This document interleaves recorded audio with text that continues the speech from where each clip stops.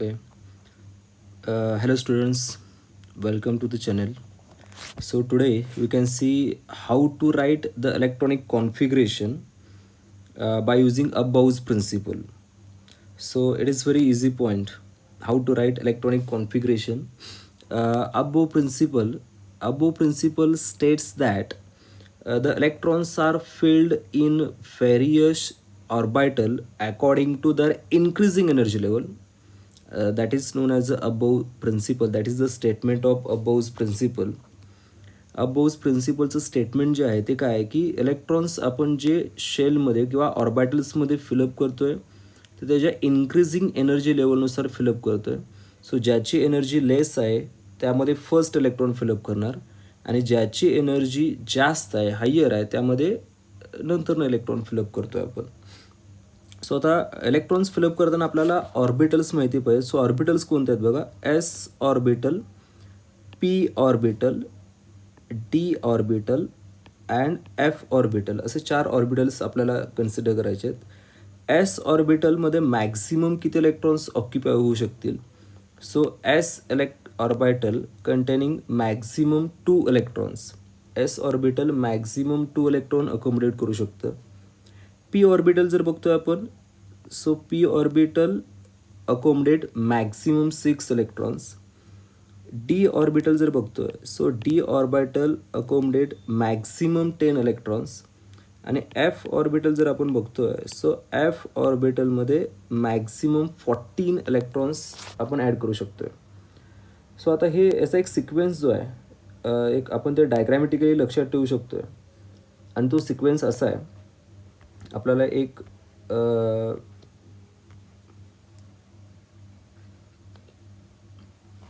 डायग्रॅमॅटिकली आपल्याला ते रिप्रेझेंट करायचं आहे. आणि ते असं आहे, मी इथं सर थोडेसे अबोव प्रिन्सिपलची डायग्राम ड्रॉ करतोय, ती खूप इझी आहे. असं कन्सिडर करा, एसचा कॉलम क्रिएट करायचा आपल्याला. 1s, 2s, 3s, 4s, 5s. एक स्पेस सोडून मी पीचा कॉलम क्रिएट करतोय. 2p, 3p, 4p, 5p. तुम्ही हवं असेल तर आणखीन इन्क्रीज करू शकताय. सो नेक्स्ट कॉलम मी क्रिएट करतोय डीचा कॉलम. 3d, 4d, 5d. त्यानंतर एफचा column 4f, 5f. So according to Aufbau's principle सगळ्यात मिनिमम एनर्जी जी आहे ती 1s ऑर्बिटलची आहे. सो इलेक्ट्रॉन फर्स्ट आपण फिलअप जे करतोय ना, electrons are first filled in 1s orbital.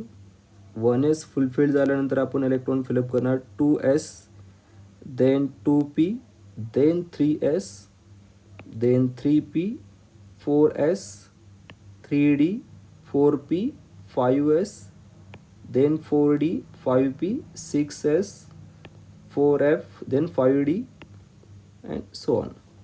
म्हणजे फर्स्ट आपल्याला इलेक्ट्रॉन फिलअप करायचं 1s मध्ये फुलफिल झाल्यानंतर 2s फुलफिल झाल्यानंतर 2p नंतर 3s नंतर मग 3p, then 4s, then 3d, 4p, 5s. म्हणजे आपल्याला हे अशा वेळी इलेक्ट्रॉन्स ॲड करायचे आहेत. ओके. सो आता मी एक एक्झाम्पल दाखवतो. Atomic number 1 to 30, how to write the electronic configuration of atomic number 1 to 30 हे मी तुम्हाला थोडंसं सांगतो.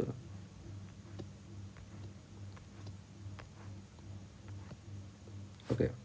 सो सपोज मला इलेक्ट्रॉनिक कॉन्फिगरेशन लिहायचं आहे. First element hydrogen. The atomic number of hydrogen is 1. So हायड्रोजनचा ॲटॉमिक नंबर 1 आहे. सो नंबर ऑफ इलेक्ट्रॉन्स हायड्रोजनकडे 1 असणार आहेत. सो फर्स्ट मी ॲड करतो इलेक्ट्रॉन्स 1s1. हे हायड्रोजनचं इलेक्ट्रॉनिक कॉन्फिगरेशन असेल. For helium the electronic configuration is 1s2. असं काय येईल, हेलियमकडे 2 इलेक्ट्रॉन्स आहेत, आपण ते ॲड करणार 1s2.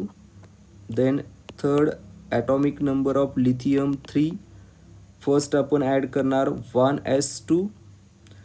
एसची कपॅसिटी मॅक्झिमम 2च आहे, सो त्यानंतर आपण ॲड करणार 2s1.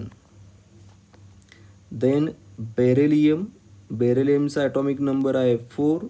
त्याचं इलेक्ट्रॉनिक कॉन्फिगरेशन आपल्याला असं लिहिता येईल 1s2 2s2. Then 5 atomic number 5 boron.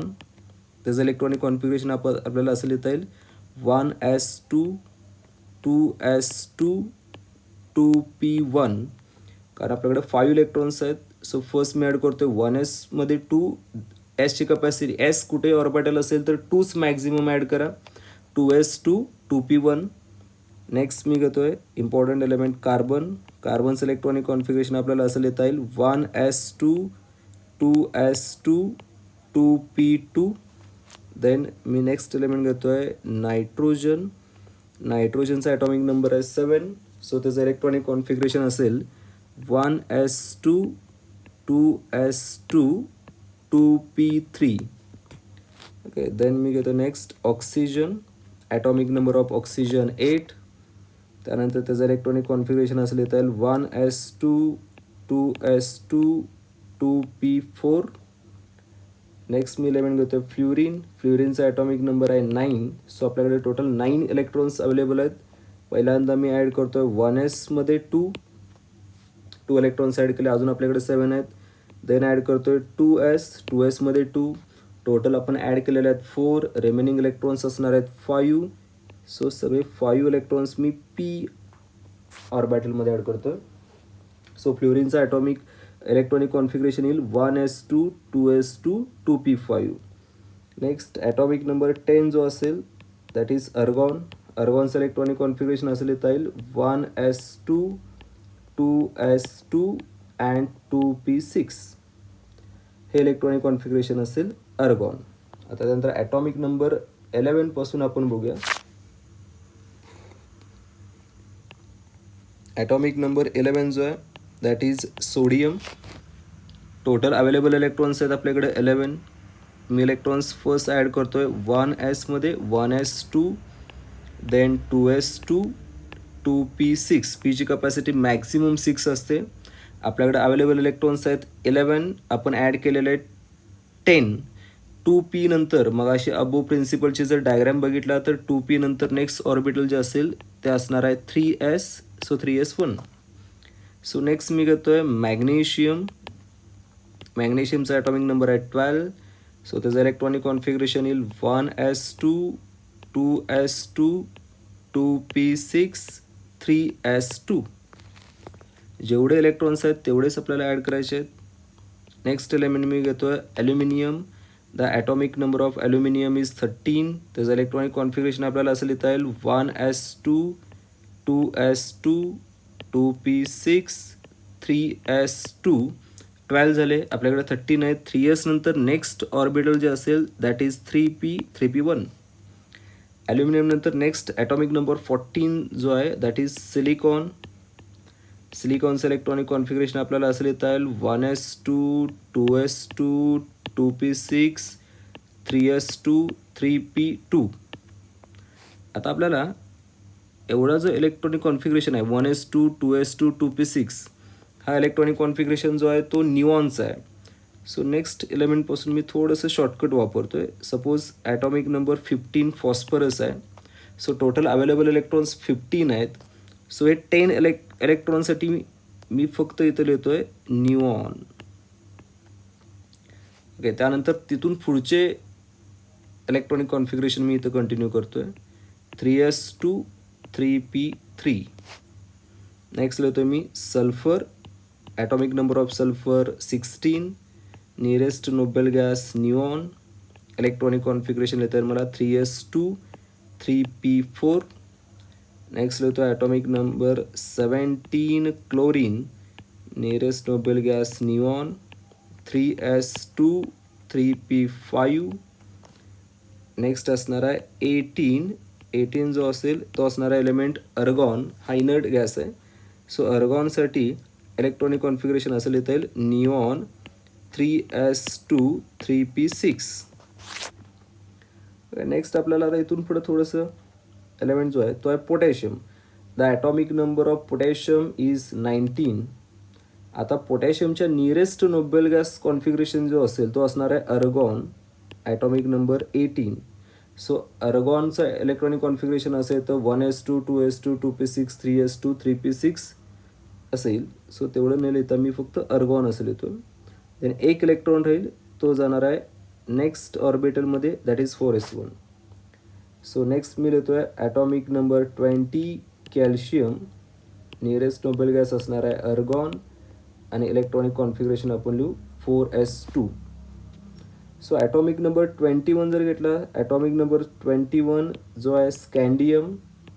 So स्कँडियमचं electronic configuration असं लिहिता येईल अर्गॉन, देन 4s2 आणि नेक्स्ट इलेक्ट्रॉन जो ॲड होतो आहे तो ॲड होणार आहे डीमध्ये. सो डीमध्ये एक सिंगल इलेक्ट्रॉन असेल. स्कँडियमचं इलेक्ट्रॉनिक कॉन्फिगरेशन असं असेल 4s2 3d1. नेक्स्ट असणार आहे स्कँडियम नंतर एलिमेंट जो आहे atomic number 22 titanium, nearest noble gas असेल argon 4s2 3d2.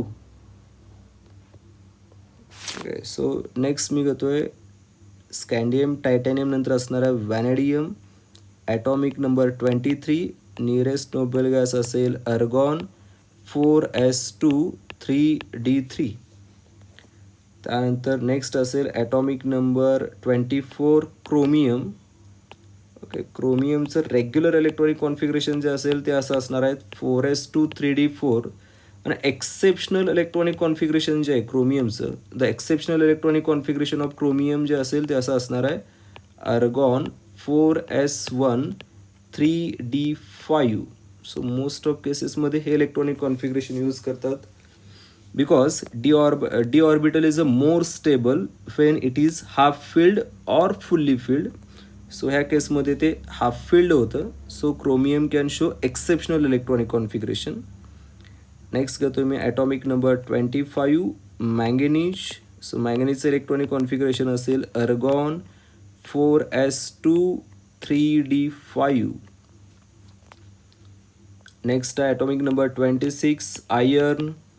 आयर्नचं electronic configuration असेल अर्गॉन 4s2 3d6. नेक्स्ट असेल ॲटॉमिक नंबर 27 कोबाल्ट, तो असणार आहे argon 4s2 3d7. Next atomic number 28 nickel. निकेलचं इलेक्ट्रॉनिक कॉन्फिगरेशन असेल 4s2 3d8. त्यानंतर असणारा atomic number 29 copper. Regular electronic configuration कॉपरचं असेल 4s2 3d9. सो मगाशी मी तुम्हाला सांगितलं की एक क्रोमियम आणि दुसरं कॉपर एक्सेप्शनल इलेक्ट्रॉनिक कॉन्फिगरेशन दाखवतं. सो कॉपरचं एक्सेप्शनल इलेक्ट्रॉनिक कॉन्फिगरेशन जे असेल ते असं असणार आहे 4s1 3d10.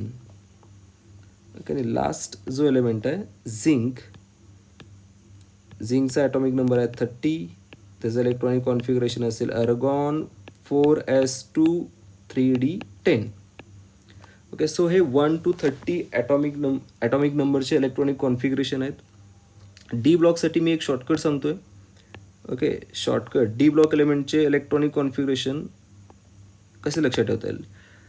So atomic number जो असतो त्या एलिमेंटचा आपण ते डायरेक्टली डीमध्ये इलेक्ट्रॉन्स ॲड करू शकतो आहे. म्हणजे सपोज ॲटॉमिक नंबर 25 आहे म्हणजे मँगनीज आहे. ओके, सो 4s सगळीकडं ऑलरेडी फुलफिल्ड असतं. सो 4s2 येणार आणि 25 मधला जो लास्ट डिजिट आहे तो डीमध्ये ॲड करायचे, तेवढे इलेक्ट्रॉन्स डीमध्ये असणार आहेत. So electronic configuration of manganese atomic number 25 3d5. Suppose तुम्ही 28 घेता निकेल. ओके, ॲटॉमिक नंबर निकेलचा असणार आहे 28. सो त्याचं इलेक्ट्रॉनिक कॉन्फिगरेशन पटकून आपल्याला कसं सांगता येईल 4s2 आणि त्यानंतर 3d. डीमध्ये आपल्याला ॲड करायचं आहे 8 3d8 असं तुम्ही शॉर्टकट सांगू शकताय. सो इलेक्ट्रॉनिक कॉन्फिगरेशन इझी आहे. 2 एलिमेंटचं इलेक्ट्रॉनिक कॉन्फिगरेशन लक्षात ठेवा. एक क्रोमियम आणि सेकंड असणार आहे कॉपर. दोन एलिमेंट्स जे आहेत ते एक्सेप्शनल इलेक्ट्रॉनिक कॉन्फिगरेशन दाखवतात. आता आणखीन एक सांगतोय मी यामध्ये additional point. D orbital is more stable. D orbital is more stable when D orbital containing 0 electrons, D orbital containing 5 electrons, or D orbital containing 10 electrons. So D is completely empty, completely half filled, or fully filled, then it is a more stable. So due to acquiring that stability, chromium and copper can show exceptional or anomalous electronic configuration. Okay, thank you.